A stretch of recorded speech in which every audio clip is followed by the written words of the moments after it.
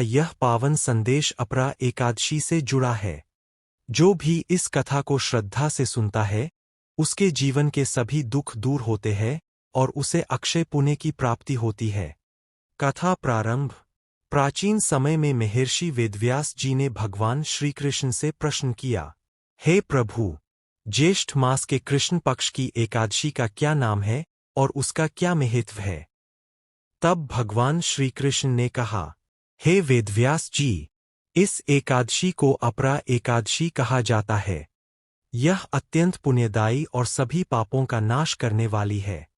जो व्यक्ति इस व्रत को विधि विधान से करता है, उसे अनंत पुण्य की प्राप्ति होती है। महिमा। भगवान श्रीकृष्ण ने आगे बताया, अपरा एकादशी का व्रत करने से मनुष्य को अश्वमेध यज्ञ, तीर्थ स्नान और दान पुण्य के बराबर फल मिलता है।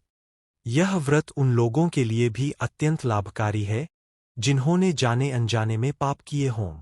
कथा उदाहरण। प्राचीन काल में एक धर्महीन और पापी राजा था। वह अपने जीवन में अनेक गलत कार्य करता था। एक दिन किसी संत के कहने पर उसने अपरा एकादशी का व्रत किया।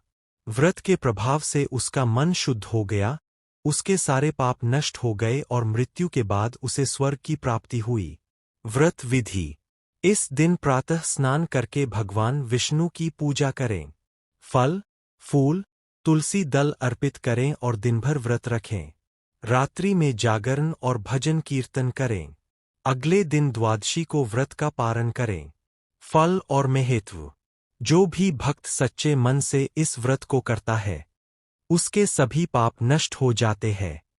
जीवन में सुख शांति आती है और अंत में मोक्ष की प्राप्ति होती है। समापन, आउट्रो। इसलिए हर भक्त को अपरा एकादशी का व्रत अवश्य करना चाहिए।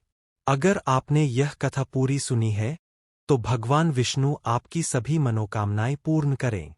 वीडियो अच्छा लगा हो तो लाइक, शेयर, कमेंट और सब्सक्राइब जरूर करें। व्रत रखें। रात्रि में जागरण और भजन कीर्तन करें। अगले दिन द्वादशी को व्रत का पारण करें। फल और महत्व। जो भी भक्त सच्चे मन से इस व्रत को करता है, उसके सभी पाप नष्ट हो जाते हैं। जीवन में सुख शांति आती है और अंत में मोक्ष की प्राप्ति होती है।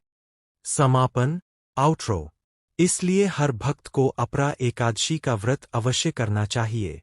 अगर आपने यह कथा पूरी सुनी है, तो भगवान विष्णु आपकी सभी मनोकामनाएं पूर्ण करें। वीडियो